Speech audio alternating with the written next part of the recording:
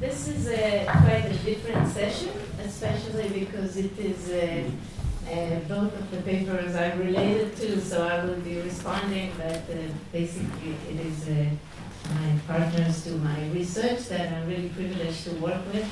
So I have this kind of privilege to have a lab of scholars that you met a few before, and one of the challenges that we have in the research, in the grand research of examining hybrids of non-adversarial justice, is the comparative challenge. And the comparative challenge is very tricky and is very important in order to understand also the multi-door phenomena.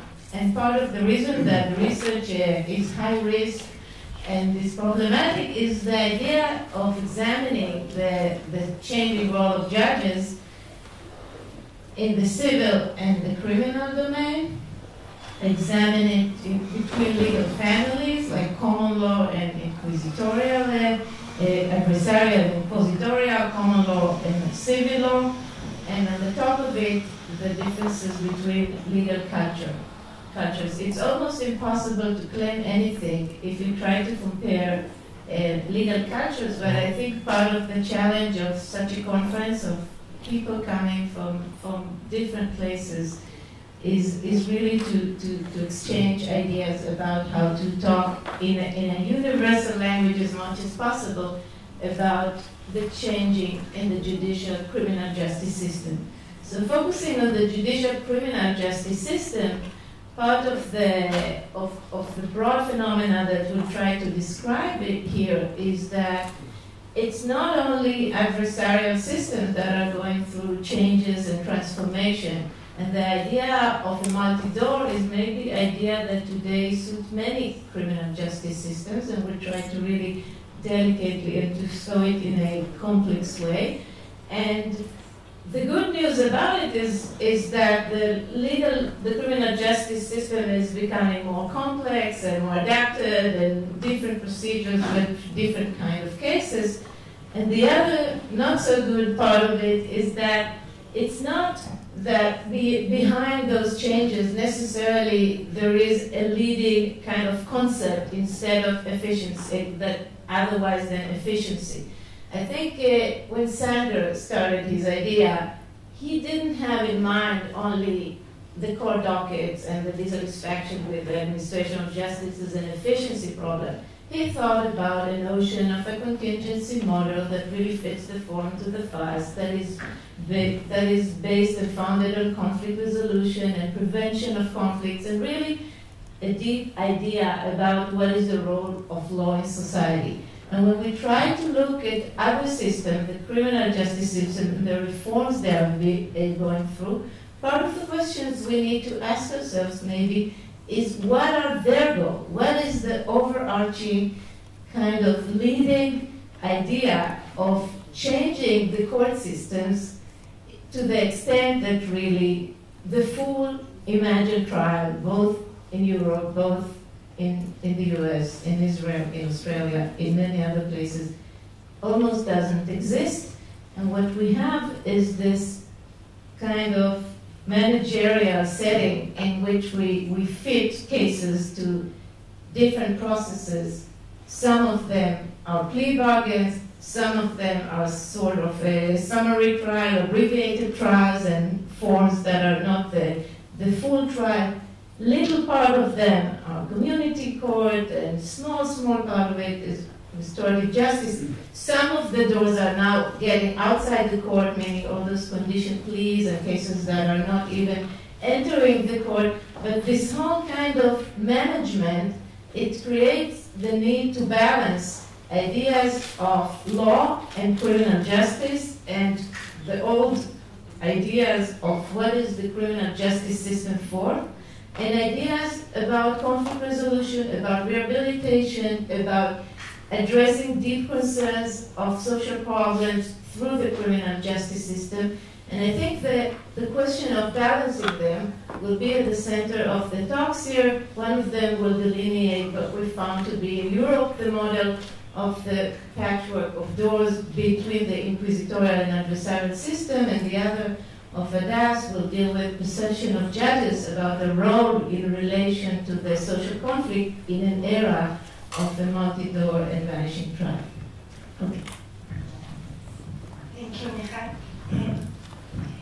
I'm going to speak about another kind of vanishing trial. And when we speak about the concept of vanishing trial, we refer it as adversarial system. It touches both the civil and the criminal proceedings.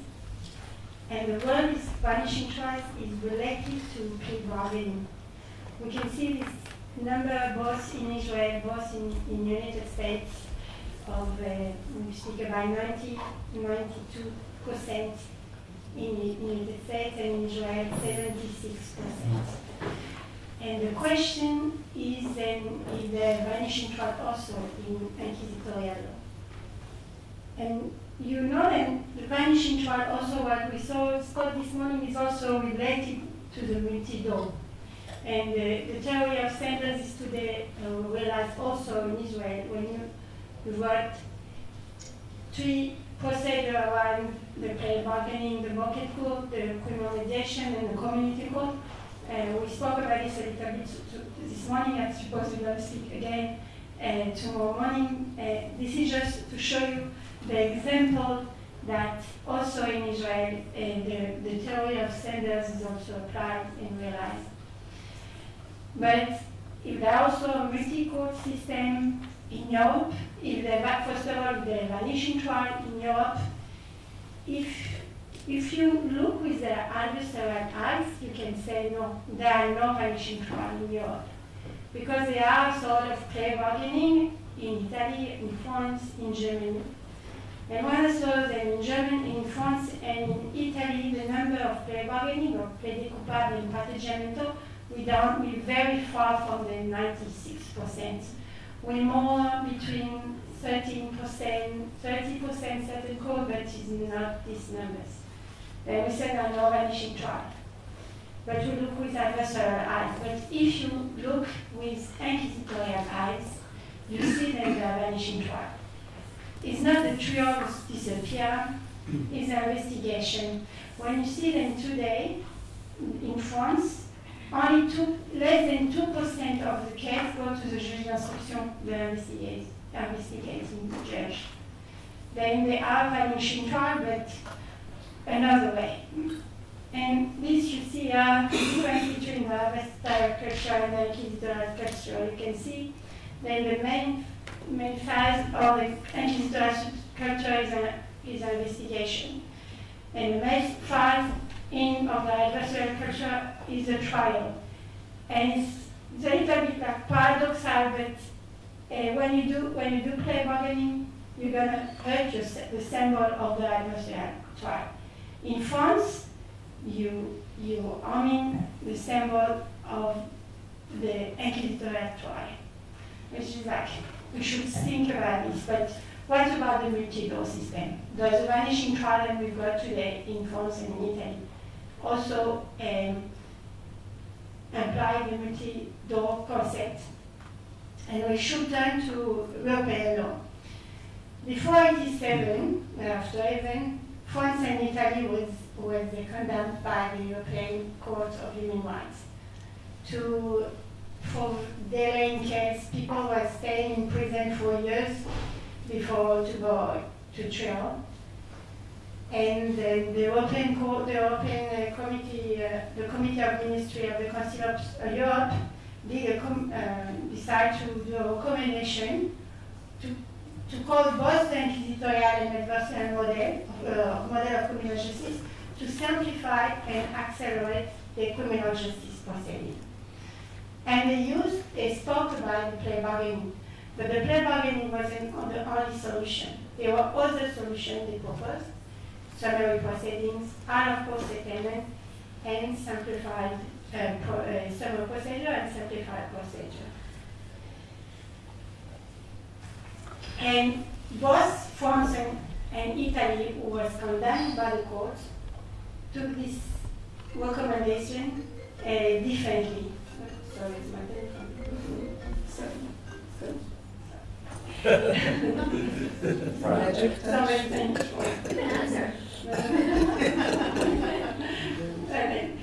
Italy and both Italy and France follow this recommendation, but they follow it differently. First of all, Italy was an inquisitorial country.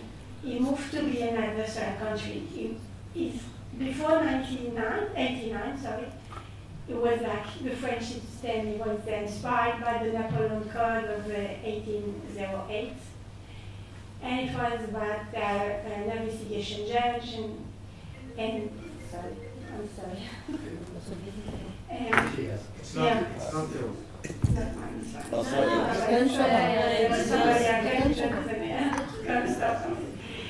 It moved from the inquisitorial to the adversarial system. And in France, they keep the inquisitorial tools. They didn't move, they moved the inquisitorial loop. And they're going to reform the system during 20 years.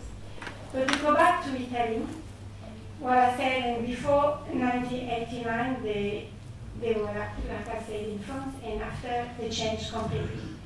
But they didn't feel good about this because in their mind, they were still inquisitorial. The parties, the judge, the prosecutor, was still inquisitorial in the culture. Then they slowly went back and integrated back inside the system some of the components of the inquisitorial tools. The judge, as women, keep a lot of power. We see that three kinds of judge in Italy are the group, the keep, which is before the trial, and you've got a trial judge, and everybody got in control. And we spoke this morning, Cynthia, and about power just added control, and they do information in Italy, they've got the end on the parteggiamento. The prosecutor, the judge, they're not like in America or in England or in Israel, they're not lawyers. They go in the same school, they judge, you become a judge, you go to the school to become a judge. It's not after being a lawyer. And the victims are part of the system. The fact that they change to adversarial system doesn't make a victim a witness. Is staying a party to the proceedings. This is a show you them in Italy they keep the inquisitorial culture. France is staying inquisitorial, and during 20 years, even the last reform was a few months ago. Integrate slowly the adversarial law. Some professors speak about pulsion, like putting a little bit of adversariality inside sea of inquisitoriality. And Mireille Delmas-Marty was in the head of the first commission, and she said something I think very interesting. She said we should make a mixture between adversarial and inquisitorial. We should add the adversarial system, we take efficiency into account, and contrary to the inquisitorial system, we respect the quality of the party before court. And they integrate inside the inquisitorial some adverse tool. The adversarial tool was the reference the right of the participation of the defendant and the victim during the investigation and during the trial. But what's the adversarial tool that it entered is the plea bargaining and accelerated proceedings that was based like in the United States on the vanishing of the trial. Then we see these two countries who went two different ways. They finished in about the same result.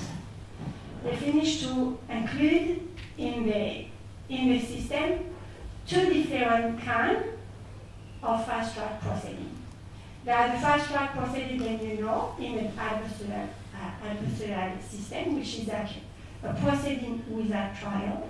But we've got another kind of proceeding that we'll see a little bit later, which is a proceeding without investigation.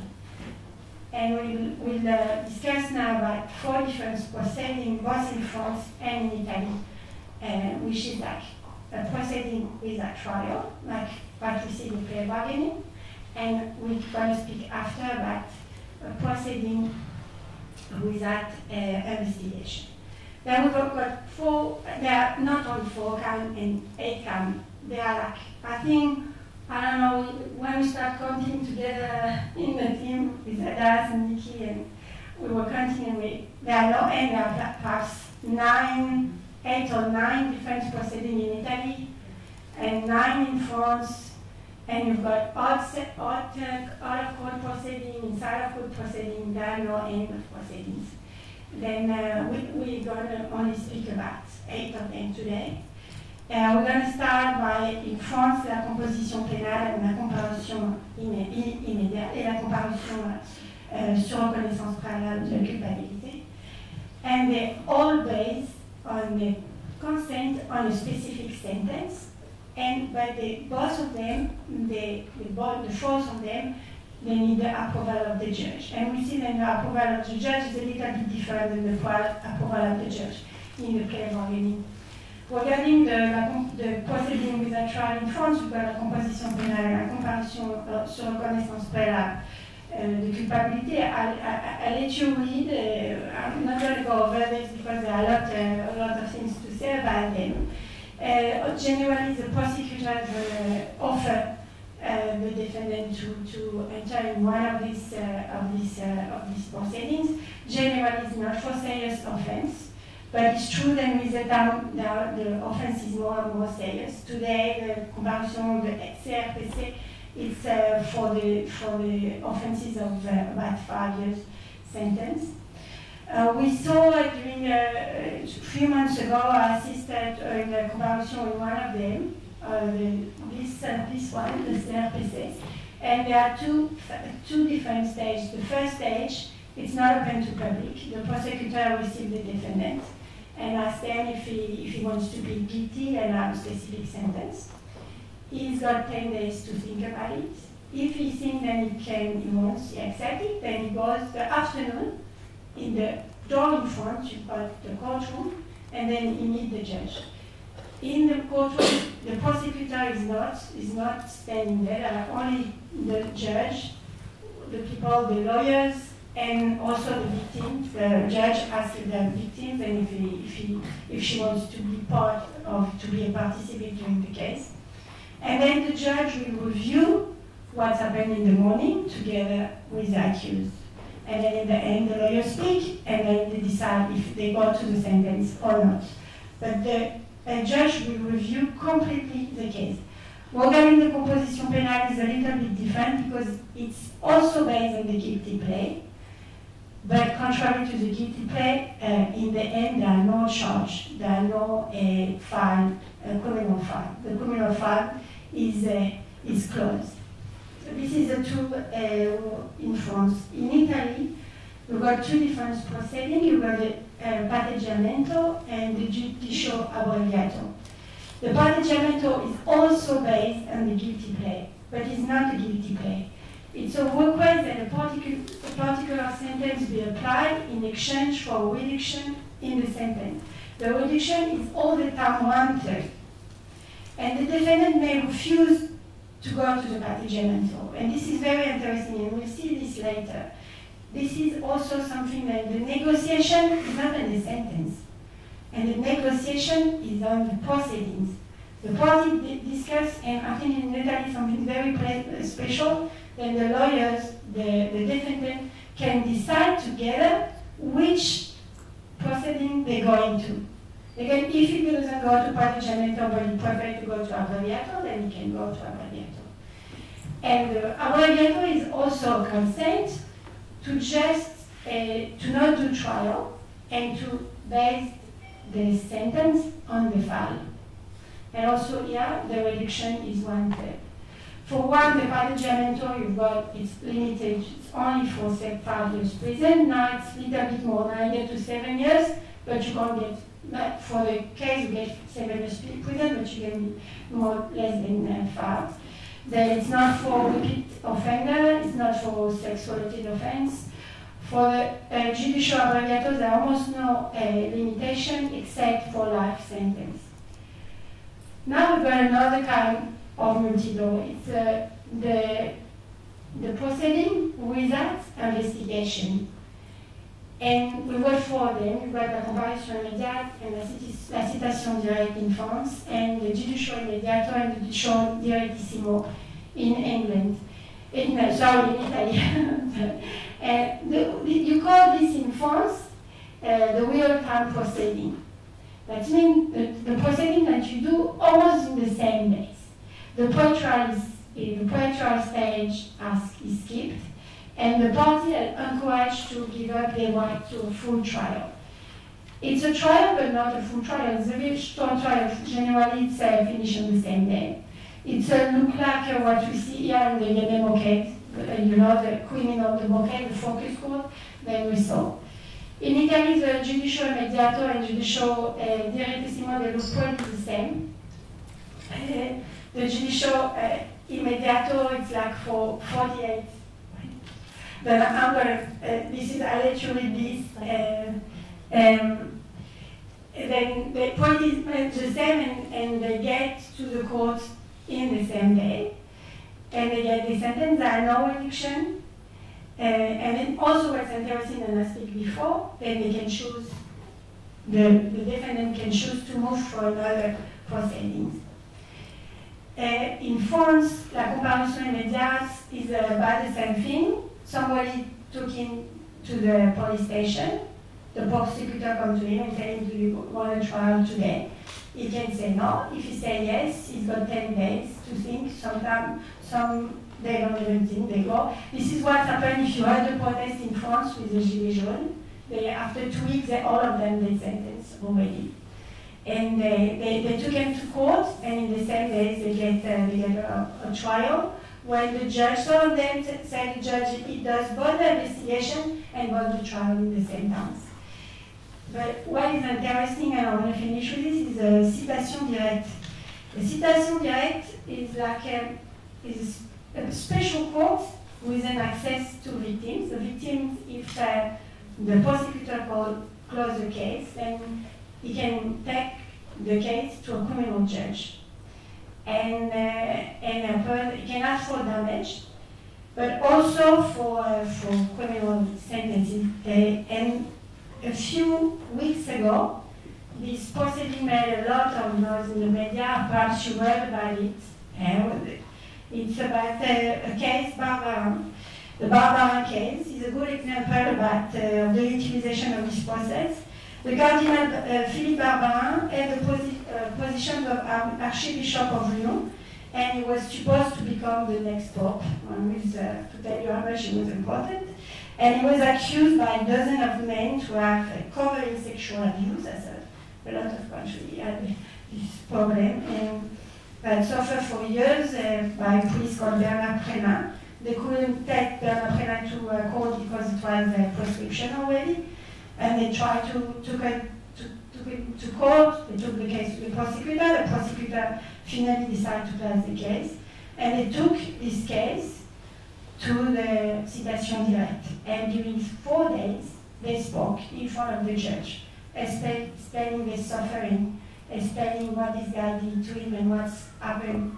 And they spoke, all of them, they witness. They give the witness in front of the judge. In the end, the judge decided to condemn the cardinal of 6 months suspended sentence for the whole of his affair, and this case was so important, and the movie just now, if you want to see it, it's called À grâce de Dieu, in the Thanks of God, I think. François, if you want to see the movie, it's very good. This is show you when you see all this proceeding, and the last example I give about the case Bar-Ilan, it's not far from being perfect. And there are a lot of disadvantages. We call him, in France, they call it justice d'abattage, the slaughtered as justice. And they don't, generally it's very young lawyers who take the person to the court and it doesn't get defense the victim. Generally they don't get the information and they call a case in the same days. But what I want to speak about is the potential of this proceeding, the patchwork of potential of this proceeding. And you've got all kinds of potential. You've got potential regarding the parties of the court. These proceedings suggest a new notion of the rule of law based on the research for negotiated justice, not only negotiated on the sentence, but also negotiated on the proceedings. Regarding the judiciary, this proceeding will represent potential for judges to be more active and exercise greater supervision over the power of the prosecution. Regarding legal education, also, this proceeding will present potential for future law stakeholders to imagine new alternative perspective based on a flexible justice, and to become lawyer and judge who will reinforce restorative justice and therapeutic justice. Finally, a potential regarding the people. The proceeding represents potential for both victim and the accused. The actor of the proceedings may shape this patchwork of doors according to people, for the justice to be a better place for them and a better place for the relation of fair trial. Thank you.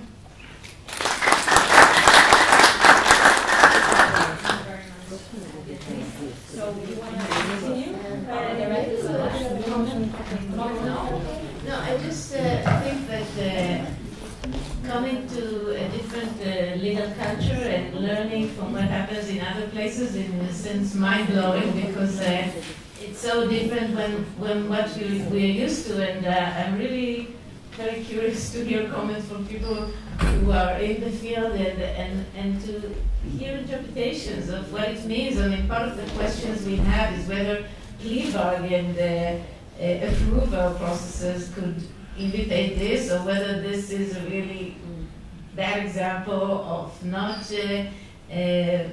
exercising the full rights that defendants are entitled to, whether those summary abbreviated proceedings are the future, or whether it's a transitional time. I mean, it seems like if we speak about experimenting, I mean, we feel like all these doors are such a variety of possibilities for people who enter the criminal justice system that it's almost hard to describe what is the core. So I would be interested to hear if people have ideas.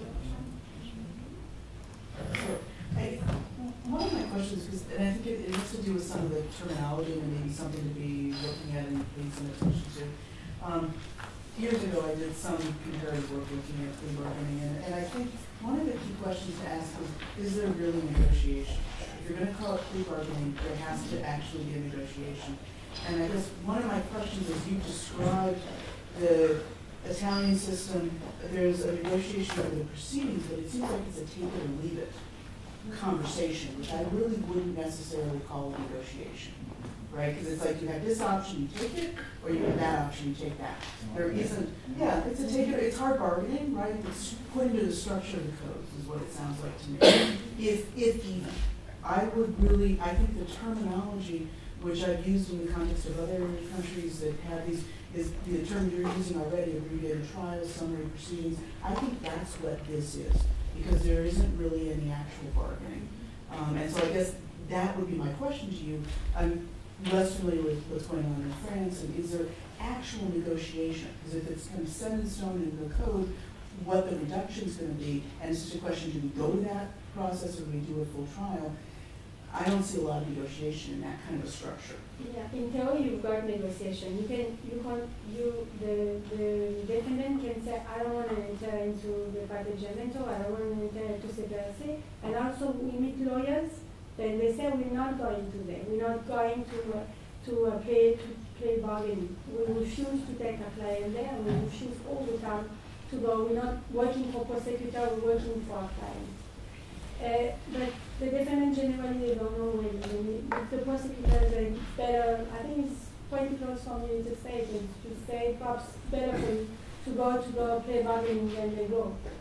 But what's also different, the difference and also, and perhaps I didn't speak about this before, is that the victims also, not in Italy, but in France, they can say that they can participate also to these proceedings and ask to be participated to Then they come, before in other proceedings, they come to refuse some of them, but the plea bargaining, they don't have control. And there were a lot of criticism about this reforms, that victims lost control of these proceedings. But there are some kind of control. There are control of the parties during the proceedings without trial. There are no control of the parties regarding the trial without investigation. The negotiation is on the time. They can postpone the trial 10 days, but they don't have any possibility to say we don't want to go to comparution immédiate. But they can say we don't want to go to CRPC. They can say we want to go to a normal trial. And it's also there's difference, and we speak. And you don't have to say you're guilty. If the guilty is not the important part. You can say you're guilty and not decide not to go to pathogen is even worse because you don't have to say that you're guilty. You agree to get a sentence. You don't agree to say you don't have to say you're guilty. This is the difference. It's difficult to understand and concepts are different. There are some kind of negotiation, and I think we should go further into the research to work to see where the negotiation, because the negotiation is different, but it exists. It exists both regarding the result of the case and both regarding the case itself. What we were talking about the pension is a process. I think the process is also negotiation. Is something that we should look at. Corey? Yeah, just a small thing. I just had come up in one of the other panels is that seems like an overreaching or connect, if you want to pull out concepts, is the idea of fairness and efficiency and to what extent these might be trade-offs, number one, because the way that you presented this really came out of the directive, you guys are not efficient enough. And then to what extent these are not trade-offs and fairness could be part of efficiency concerns, right? So they can both, the more efficient we get, the more likely we are worried to be about procedural justice, but also when things don't move, there's an element there. So I think that those could be useful concepts to think about. And I think related to the negotiation is also just thinking about power differentials and the issue of coercion, right? Because negotiation in part is, does somebody have any power really to say no, or really to change things? So I think thinking about power and power differentials in these things, and do people really have options, can be useful for you to think about conceptually that might cross some of these systems regardless of how it plays out. This is a very interesting question, and also the social part, because in theory you've got the possibility, but when I saw comparison into France and I saw the comparison with that or the CRPC, it's sometimes people, immigrants, they come from Libya, from Somalia, they don't even speak French. They don't understand anything. They stole, generally all the case was because they stole a telephone in the metro. And they said, why did you do this? And they're not sure they understand it. They said you want 10 days. They know if they go 10 days, that means they go to prison for 10 days. And they prefer to finish the same day. And you don't know exactly. I think also the agreement is also, you should also consider the social agreement, because all these people, and we see this also in Israel. You see that you've got two justice. You've got this justice popular who go quickly and it's cheap, and you've got justice when you decide. You can actually decide. And does it can actually decide? I'm not sure. Maybe one comment or response to this is that I think the question indeed of the trade-offs and about how much can we afford in terms of process and the proportionality of how much process we need for people in the justice system is repeating itself. And in a sense, the ideal kind of legal criminal justice operation is so complex, is so expensive, it's so remote, that the system wants to give justice for people, that wants to get fast justice, and this is better than just exercising the whole system. And in Europe, part of my experience at least is that the discourse is less detached, because there is a direct, like the defendant speaks with the judge, and the victim sometimes, she's also involved. And there is this kind of public exercise of law, and when it is done in this fast track, the question is whether it's a good demonstration of public, fast and very kind of symbolic public exercise of the law, or whether it's an abuse. And when you see this non-professional discourse that happens in the court, you ask yourself, especially as someone used to the adversarial system, what is the door that we imagine when we see judges giving fast services but still doing justice, and whether this kind of direct encounter is something we would like to imagine. It's not necessarily bad, it's just a question of how do we monitor it and if we can really borrow it or import it. I would like to ask a more general question. All these new doors,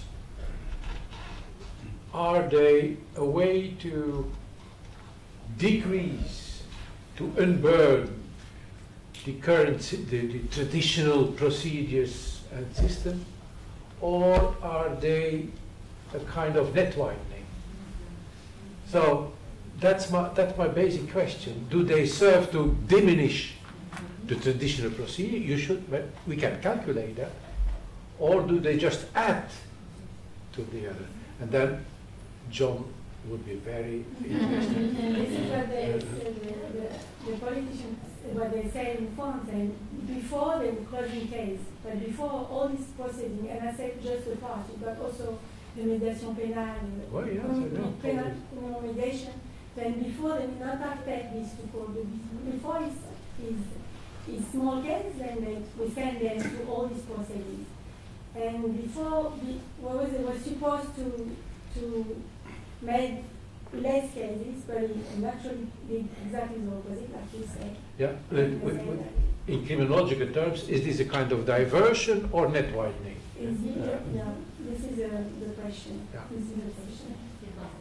Yeah, I wanted to ask about two types of crimes, not proceeding, and one would be white-collar crime, and the other would be drug crime, in which case in Anglo-American countries there would be plea bargaining, which would take the form of, I will give you information about higher-ups in exchange for reductions in sanctioning. Do you see, with the rise of drugs in Northern Europe in particular, and with the more salience of organized crime, do you see plea bargaining that has to do with reductions in sentence in exchange for information? That is the Michael Cohen effect, maybe. I don't know about this. I think it's a very interesting question. What I saw then perhaps because the defendant got was in Italian in front of the sentence, they know already where they're going to go. In Italy it is 1/3, in France they know before. And but I'm not sure that they. It is a very powerful tool for prosecutors. Yes. No, I don't think it's perhaps I can't really answer this question. I think what I know is on the comparison immediate, they said the opposite. And the comparison immediate, a lot of these kind of crimes go away because generally the comparison immediate is up to 10 years. And I think Western to drug and then they, I think the sentences are higher, what they say. Regarding white collar in Germany, I just know that it became like the rule, and some of these ideas say no, it will never work, and then it just becomes the system itself. Only negotiations, only pleas, only. Can I make another?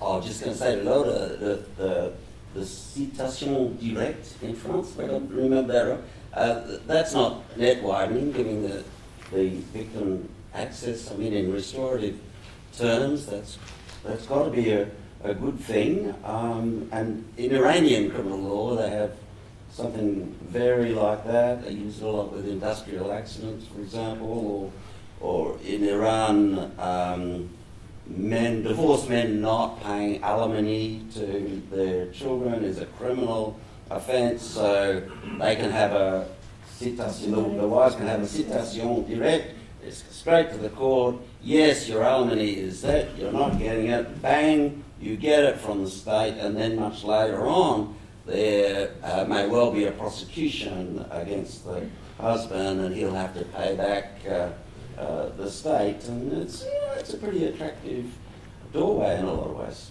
without net widening at all. Yeah. It's a discussion.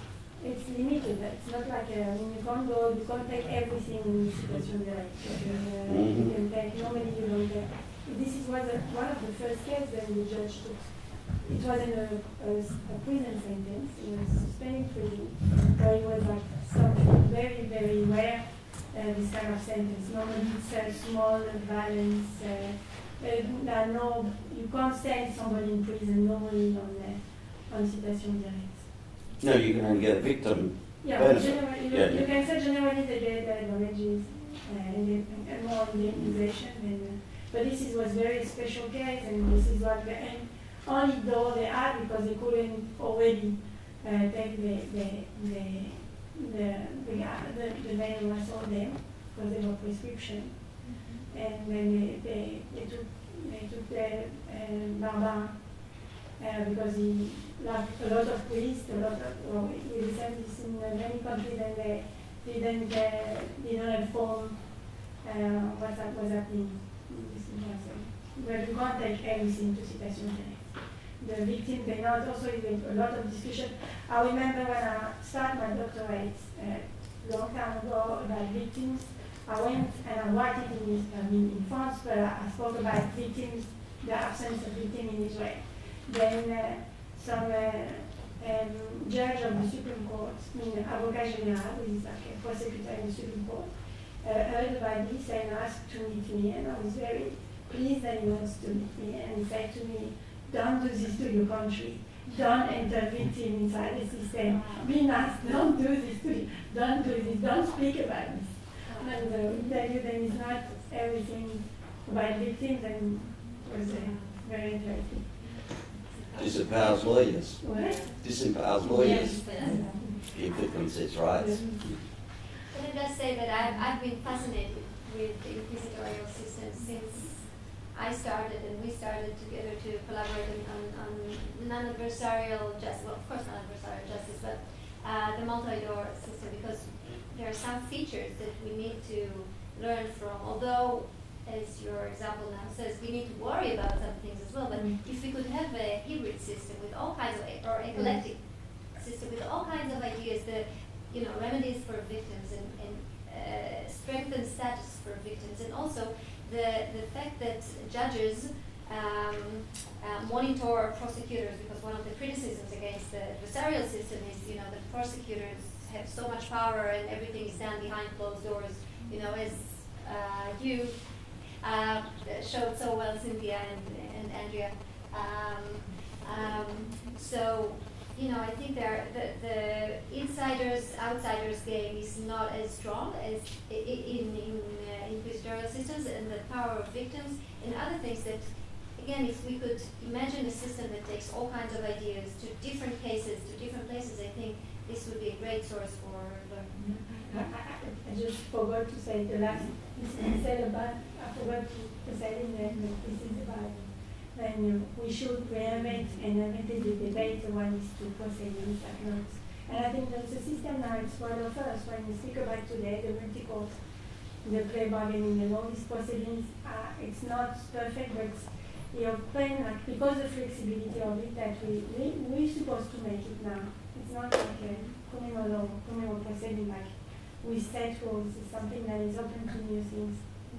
And, I think also it opens the question of equality in case to the table, and the question that Rick tomorrow will speak about in the Anglo-American context, but how do you think that this inquisitorial system perceives equality given this kind of doors? I mean, substantive equality versus... This is funny because they speak about equality of they put what I understand from an inquisitorial system, and they put the adversarial law because they want more equality, because the understanding of the adversarial system, it's then the party will be equal, but in the party is not like two parties.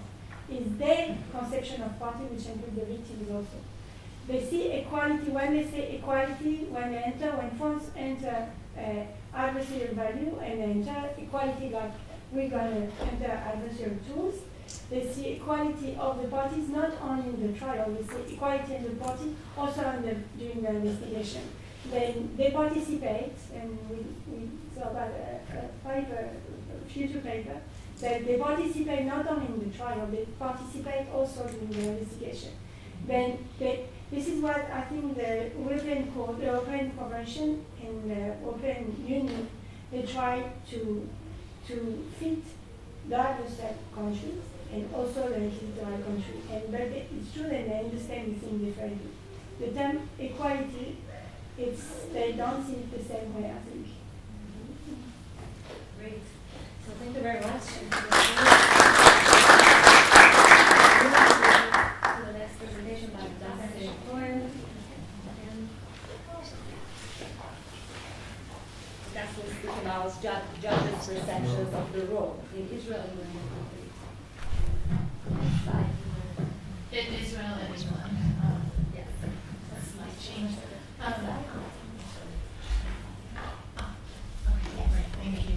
So it's been really interesting for me to sit and hear presentations today because I have been sitting with judges and speaking with them and kind of going into the heads of the decision makers, and it's and what I try to articulate to myself what I have been seeing, what I have been hearing. So I think that what is going on in these interviews is that they are stopping their very hectic everyday life and they take a moment to think in an intimate setting that is quiet and that is reflective, and they seem to be theorizing their own understanding of what is going on in the court. So this is just like a connector to what we have been doing here the whole day. And so I will begin. My project is also comparative. PowerPoint is, has a life of its own. Anyway, so thank you. As I said, it's what I will present here is based on interviews with presiding and former judges, and okay, and okay, it's fine. And basically, they seem to be dealing with problems. Why don't I just open the presentation here on my, so I will be able to tell you what what this PowerPoint has decided to cut off on its own. So, one moment, please. Okay. Yeah. Anyway, so what I will be, my aim is basically to delineate their self-perception and their self-understanding of their roles. And they are dealing with social problems, and on the one hand, they're dealing with structural pressures. For instance, in Israel, we see the whole issue of plea bargaining, and some of them are not really appreciative of it. And they have efficiency demands from the courts because they are evaluated by how many cases they close. On the other hand, in England, they're dealing with another set of problems that have to do with self-representation of litigants, and the lack of public defense. So it has been cut. So why don't I just start by looking at the differences between the two countries? This is a very general course. It doesn't attempt what is going on here. It does not attempt to summarize the comparison between the Israeli and the British criminal system. But I think it's interesting to look at these differences and to basically, for me, what was interesting is to look at these differences and then come to the conclusion that they're facing very similar problems. So, in very broad strokes, in Israel, generally speaking, legal aid is widely available. In England, legal aid is available for offenses that carry imprisonment as a possible sentence. Self-representation in Israel almost never exists. It almost never exists. In England, it's almost always. Plea bargaining in Israel is a common practice. It exists both the offense and the punishment are negotiated, while in England, only the offense is negotiated. The prosecution, unlike in Israel, does not demand certain sentence but a specific offense. The judges decide in sentencing according to guidelines. They can reduce the sentence based on the moment of when the defendant pleads guilty. They have the Goodyear prediction, which I don't know how many of you are familiar with it, but it is a mechanism in which the defendant can go to the judge and say, well, if I will plead guilty, what will be, if theoretically I will plead guilty, what will be my theoretical sentence? And then the judge tells them their sentence. So this is something that exists. And of course, in Israel, we don't have juries. In England, so thank you very much, they have juries. And there is a very big difference also between the two systems, in which that in England, 90% of cases, more or less, are carried out in magistrate courts, in which laymen and laywomen are basically judged. Of course, they have very strict guidelines, but they're the ones who make decisions, and they're the ones that serve as some sort of gatekeepers, or they decide whether a case could be tried there, or they should go to court. Juries exist in the Crown Court, meaning the next level court, and juries decide on the facts and judges decide on the sentencing. So as I said, stark differences, yet similar issues that come up.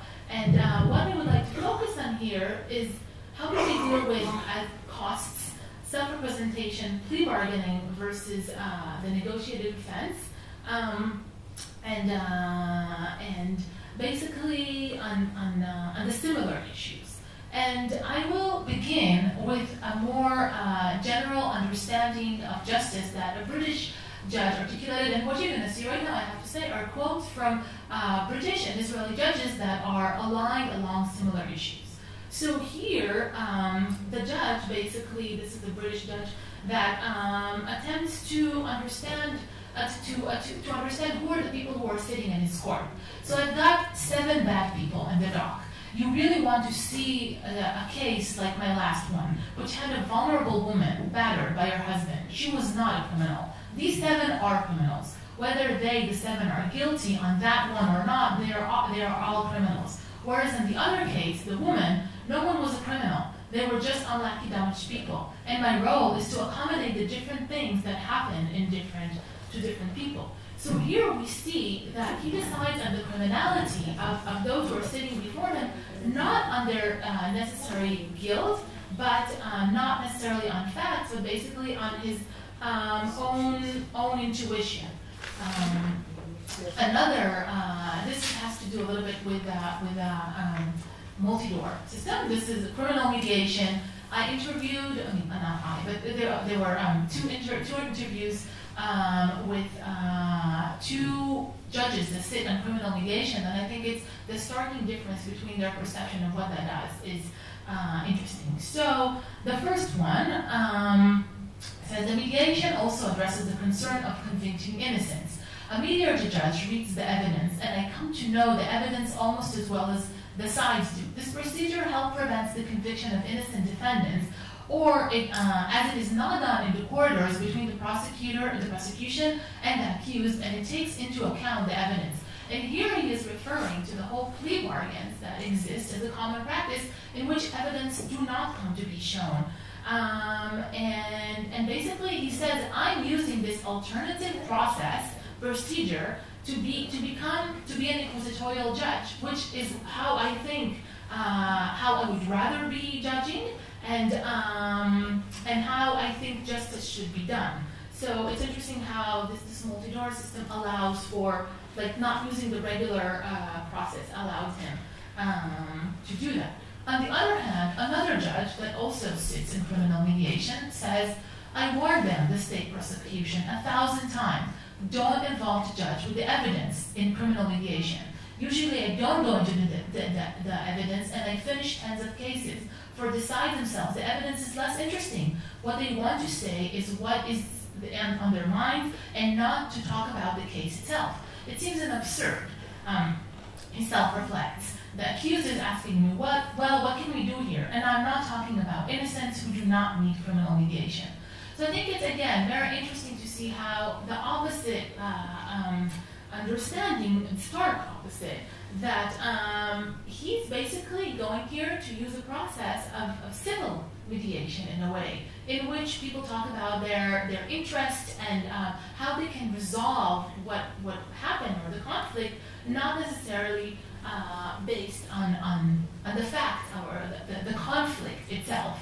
And then I was thinking, how much is this regulated? Because we keep on talking here about regulation, and you think about access to justice, how we just finished writing an article about access to justice, so that was very much in my mind. What is happening to that here, and if this is an arena that is kind of exists outside any regulative work, then there's a lot of space here for the judges to bring their own self-understanding and their own world. And now, judges also, from the introduced book, judges develop techniques to deal with social problems that they see in the courts, social biases, and also their own biases.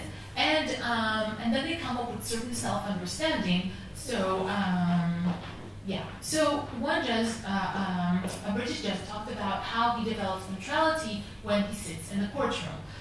So there are, and this has to do when I'll just read it in the paragraph. There are a number of things that are on the margins of what one should take into account. For example, skin color. There are clear statistics that Afro-Caribbean young men in the country get the worst of the criminal justice system at every turn. There are several reasons to that, including a tendency for some white members of the establishment to be a bit frightened or apprehensive or worried about black people, particularly street robbers. And that, I think, can be a factor to why people get harder sentences. One of the ways to avoid that is simply to follow the guidelines, the sentencing guidelines. And then he comes up with his own technique that goes beyond the sentencing guidelines, and he says, I have a technique in these cases. I sometimes visualize at the back of the court the victim's mother, the defendant's mother, and between them the editor of the local paper. And I try not to do anything or say anything that would just annoy them. Now, this is a presiding judge that is saying what kind of a technique he developed to deal both with the social bias that exists, but whether perhaps he internalized that social bias. He thinks to that, or he's worried about that. He wants to relate. Joke or is it serious? No, really, this is serious. Serious. Yes. This is a serious interview, and this is Anonymous. everything is anonymous. Of course, we see her Serious England, right? Yeah. But I think that this is important to hear these things, to understand that these whole discussions don't exist in a vacuum. They exist with real players that are, have to deal with a whole set of stressors, and they themselves are sometimes, they're good people. That was my impression. It sounds very naive to say that, but yes. But what do they do with everything that is on their table? So this is the developer neutralities. And then, before going on to the next one, I just want to ask, what is the social role of judges? What are they supposed to do? What do we expect them to do? I mean, if you think about the law in a more general sense, then the law is supposed to be a neutral arena in which, and the court is a place where people have their day. And so how much is that regulated? How much is that enforced? How much, I think Andre spoke about in your talk, you mentioned how, who ensures that, right? Is this one of the things that's being assured? And when I was hearing that, I was thinking, wow, it's similar to here. So judges, so here two judges, one British and one Israeli, are reflecting on their social roles. So the first one, Beatrice, I'm sorry, this which just thinks that the victim has no role in the sentencing. So he says, so this is the judge that I call the ensurer of the social order. So there are pressures from the time that the justice system was more victim-oriented. There are more primitive systems of justice operated by revenge and in vendetta.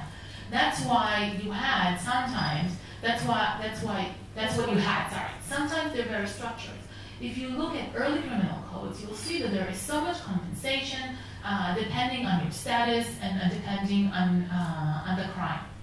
The whole point of the state getting involved, and in England it happened in the Middle Ages, was to remove any question of the involvement of the victim in the procedure. One of the things that English judges have to bear in mind is that if they are too lenient in their sentencing, the victim or their families will impose their own penalties or vigilantism. So whatever the judge thinks about a sentence is not important. And nowadays, most sentencing are only done by guidelines, so individual judges don't have to think about it anymore. So it's of course the judges that I interviewed and that the quotes are taken from these talks with them were not the magistrate. These are judges that are sitting in the more heavy, more serious offenses. And when I started is to repeat.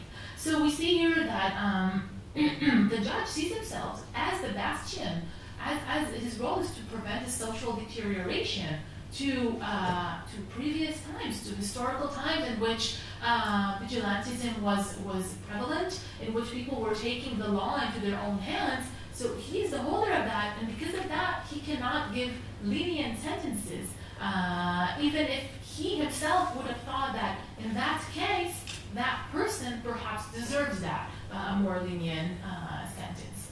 And then, again, in stark opposite, is an Israeli judge that I call him the mender of social cleavages. And this judge says he was working. This case happened in Eilat, which is the most southern city in Israel. Very small. It's like almost a frontier city, kind of. It has well, you'll see. So one day a defendant comes to the courtroom. After that, he entrenched himself in a government housing apartment with his 2-year-old daughter and with a gas tank. And he was yelling, "I am blowing us up unless I get an apartment." So for the Israelis, it's an Amidal apartment. And then he told me, the judge, "Listen, you know me. You put me in prison in the past. I went to rehab and I am now clean. I got married and I have a baby. I am good now. I am out. A year ago, I began working and now I have regular employment and I am making not a bad salary." And here the judge stopped and told me, "Listen," and I asked him about his schedule and when does he start working, because I wanted to kind of trick him to see whether he's still using. Because if you're using, heroin, then you won't get to work every day on time. You'll be sleeping. So he was ensuring that this guy was telling me the truth. So he tells me, "We're entitled to public housing, my wife as well. We are both coming from families with many children. And for 9 months, they have been giving me, the public housing authority, the runaround. Do you really think that I would have actually blown up? She's my daughter. Will I kill my daughter? I wanted to shock, to say, I see an empty apartment, so give me something." So the judge realized that this was some sort of a cry for help for somebody that the authorities were ignoring. And in Israel, there's a lot of public discussion on how that these social housing authorities are not very fair, that they're preferring certain populations over others. There's a lot of corruption. So all of this falls into that. And then the judge basically takes the law in his own hands and applies it in a very creative way. So he said, that doesn't appear here, so I will definitely read this from my own. Sorry, excuse me for 1 second. I want to.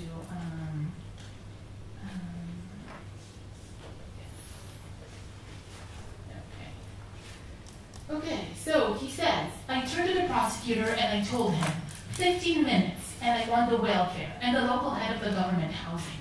Now this is Eilat, the small town, and they are doing, I'm finishing the last one, and they are doing what the judge is ordering. After 10 minutes, the defendant, had an apartment. And then I turned to the prosecutor and asked him, what are we doing with the indictment? Are we going ahead with it? And he said, sir, I will erase it. We will not appeal. So here we see that the judge is basically functioning as a social worker, right? He's just basically coming out and saying, okay, well, nobody has helped this guy, and I have the power to do that, and I know that they will listen to me because this is a very informal setting, so I will use that. And I think this is like the difference between the Israeli and the British judge are, and of course it's not between the Israeli system and the British system, it's very particular, specific personalities, I would say, that are striking. So we have the holistic problem solver versus the person, the judge that wants to prevent deterioration of society to old days.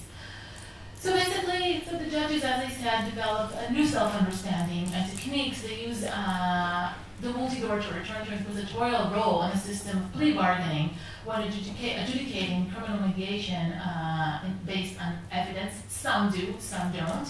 They maintain neutrality when facing inequality, or they try to develop techniques to do that. They see themselves as insurer of social orders. It's depending what is the social order that they're trying to ensure.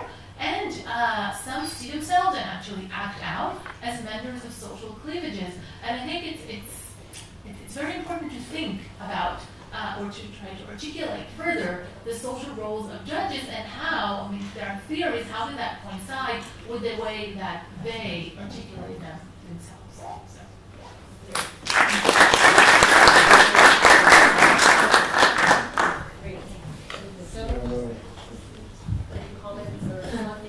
I mean, I think that one of the tensions that Hadas mentioned here is really repeating itself, and it's part of the question whether you can really expand the horizons of what judges do without really changing their role, and how you do it in a way that is not really completely, extreme and impossible, and in a way that still doesn't stay indifferent to what is happening outside. Because what we see many times with judges, or in this example of the judge that says I can never, the victim and I don't want to go backward, is that there is this fear that the rule of law is creating this kind of civilized and very structured way to deal with a conflict. And once we break this, we will withdraw to a place in which bias and other elements will prevail. But the other question is, once we know that there is bias, once we are not anymore in the usual criminal justice case, so what is the alternative? Is the alternative really the same kind of product, that is the trial and adjudication in a condensed, maybe inquisitorial sense, but this whole new thing, but in the same spirit? Or do we really have this hybrid, non-adversarial kind of exchange in which judges have extra role? Because this is at least our question. Judges as prominent figures within the system, as the symbol of the system, if they don't disappear, if they stay there in preliminary hearings, in the various doors, in the summary trials, what is the role in conveying this new notion of justice? And how do we make it structured enough? How do we make it comprehensive enough? And really how to set the boundaries in order to make the most of it. So this is what I feel emerges from the interviews, and it's fascinating that judges have these different really visions of what they're doing, and they develop their own theories, and there's, I think we should really try to help in really framing some of what happens. Yes? Your presentation reminded me of a very old research. I don't recall the name. At the beginning of my career, so that's a very long time. Was a Canadian researcher who explored the typology of judges. How did they see their role? I can look for it, but I don't recall it now. And there was like the moral entrepreneur, the type of the pedagogue, the good doer, the guardian of the law. And they were very clear, more or less clear. Of course, there were also mixed tips. Since then, there have been lots of research on how judges saw their role, but in recent years, I don't know more recent things. So I think maybe we will start again a new tradition of research on how judges see them. Now, of course, the more you give space to judges, the more the person of the judges is important. So the more you must invest in the quality of the persons. And that's, of course, they have their personality, but also there is a need of training, but especially, I would say, what judges need is feedback on their own decisions. What happens with the persons to whom they have inflicted pain, imprisonment, fines, where they have tried to organize mediation. Judges need feedback, and of course, guidance feedback. And I think to improve the quality of the whole system, where the judges are, of course, the key persons, we must invest much more in that sense. So the whole question is, how do we, so to say, set up a system where the judges get their feedback? Training first, and also in-service training, and finally also feedback. That is maybe, I'm sure that this is the most difficult thing. We try to do it in Belgium with the reorganization of the Belgian Youth Court, Youth Justice, which began in halfway 2005, 2006, but we didn't succeed because they were so reluctant to accept this.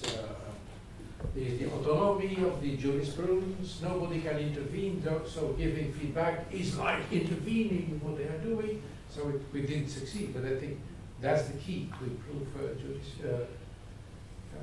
Perhaps we should replace the judges. But by whom? By which roles? So we have to judge if there is not this, if there is a conflict or if there is an offense, and there is no spontaneous agreement, which I do not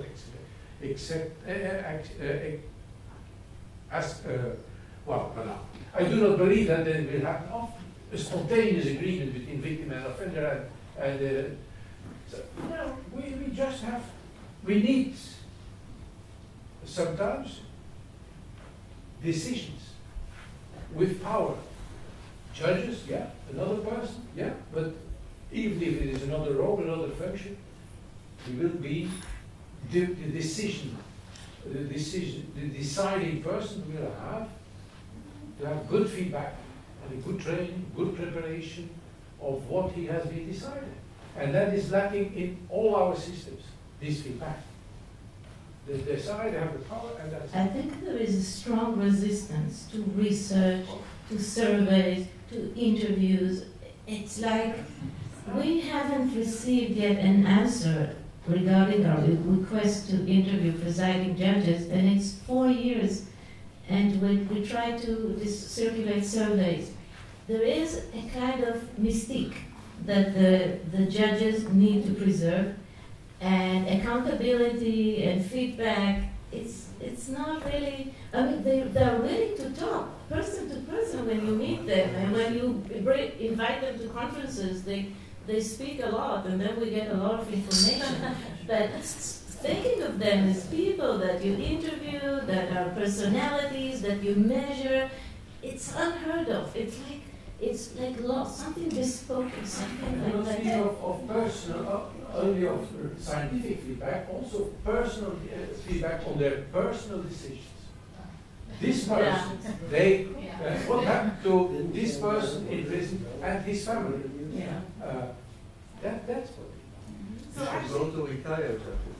We want we go. This is where we get the information. So there actually is a very robust literature on how judges who in interviews talk about their work. And so I'm wondering, Hadas, if you can give us a sense of how you feel the themes that you've elicited relate, for example, to what judges say in problem-solving courts or in other of the socio-legal literature.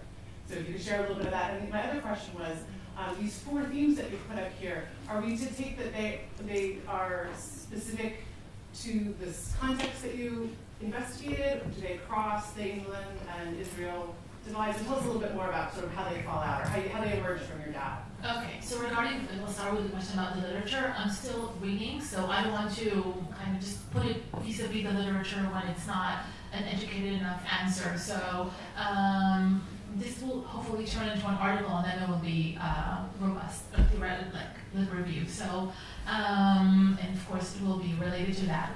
Regarding if this will be, if there's a comparison or a crossover, I think that they're dealing with very different, the legal system is very different. Also, when you go to the courts, the atmosphere is very different. Israel is a very informal society. England is a very formal society.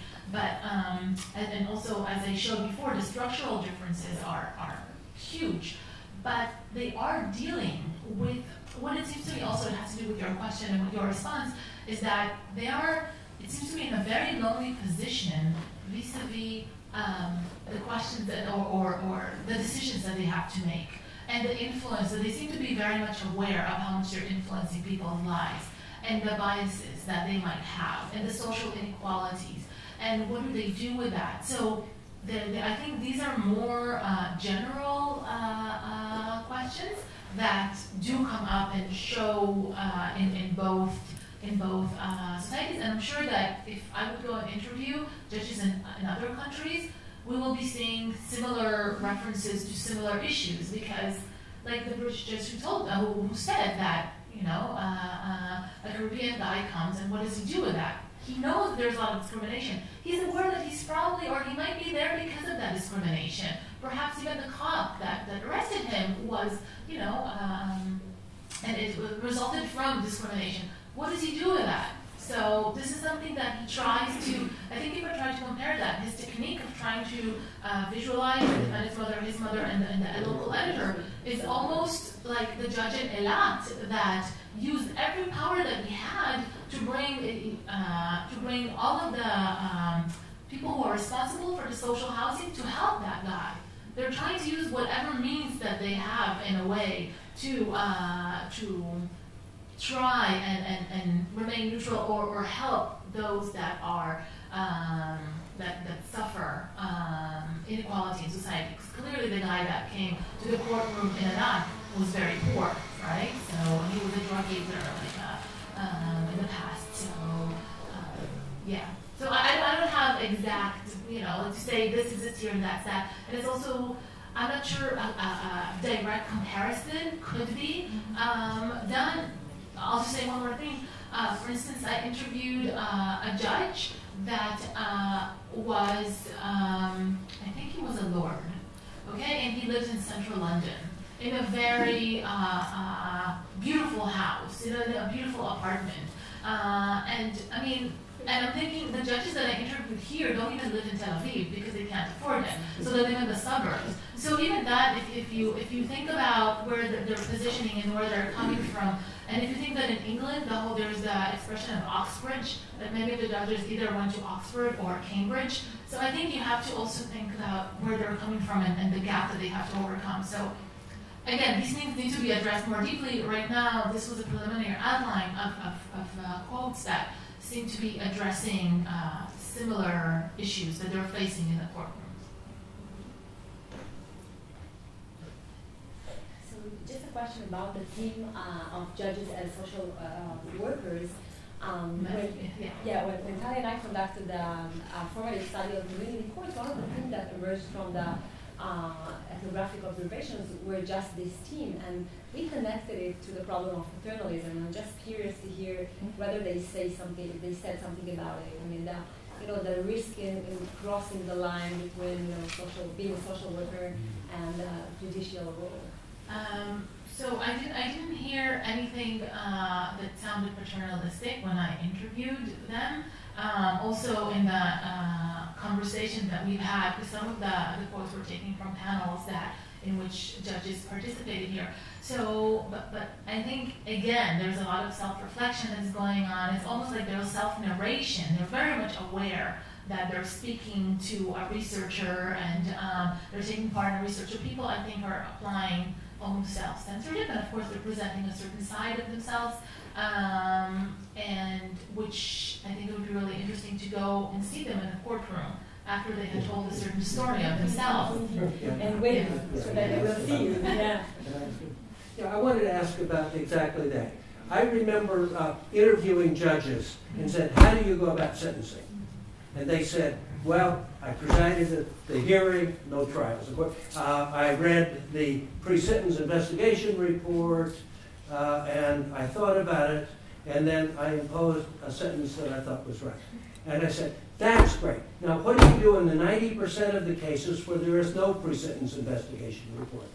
And I thought, you know, their retrospective view of their job focuses on the 5% of the really big and sexy or salient cases, and they had just totally forgotten. So that led me never to stop interviewing judges. And in this way, I would go to lunch with them after a while, and I'd ask them to describe what they did. I said, I didn't quite understand what you did right here in this last case. Can you explain? So I got them to start describing what they had done and explaining, as opposed to retrospectively telling me what their role was. And it was just night and day in terms of the different sorts of things I got. Or invite them to And speak at conferences and ask questions. You spend a lot of time talking to judges right after you watch them, and I wondered if you see that difference. Important methodological context. Yeah. To do it. And especially that in Israel we can't interview presiding judges. So we how did you get to interview anybody? I remember it was Shamgar that told them to don't talk to researchers. Well, so they come and they speak in panels, like they. Tomorrow we'll have a panel. Yeah, tomorrow, and then it's legal for us to use them. We're allowed to use that, or we interview retired judges, and then they can. And then of course there's like, so you can't afterwards come and confront them and or try to check what they're saying. But I think it's still interesting to see how they understand themselves, because if somebody's saying that I don't want to bring the victim because I don't want to, and so it's nevertheless there's still a lot of importance. Just to say that part of we conducted hundreds of observations because we didn't want just to listen to interviews. And some models that emerge that really after the observation the judge speaks with the student sometimes, and then they can ask. But the interviews is really also sometimes the real philosophy, and although it's ideal and unrelated maybe to the practice, it's also an emerging theory that we want to back to. Can I say something? I was thinking about a group that we failed to invite. I think that's, I'm counting our failures. First one. Me too. TJ people, TJ leading judges, therapeutic jurisprudence. I'm thinking of, for example, Carrie Petrucci did really strong empirical work speaking with judges and with prosecutors about what is therapeutic judging. And David Wexler is a scholar, but those who worked specifically with judges. In Australia, Pauline Spencer, the judge who talks about therapeutic judging, and she gives information. She's happy to do it. So this, or Mike Jones, the late Mike Jones. I was Jamie Houston, very alive and happy to speak and train. So there are outliers. They're not a representative group of judges, but they can be leaders. In educating and training judges of how to use therapeutic or conflict resolution mechanisms. So I just thought they could have contributed to here more than what I just said. Tomorrow, Shmulik Melamed, the community court judge of Tel Aviv district, he will come, and he, I think, employs many PJ tools. So.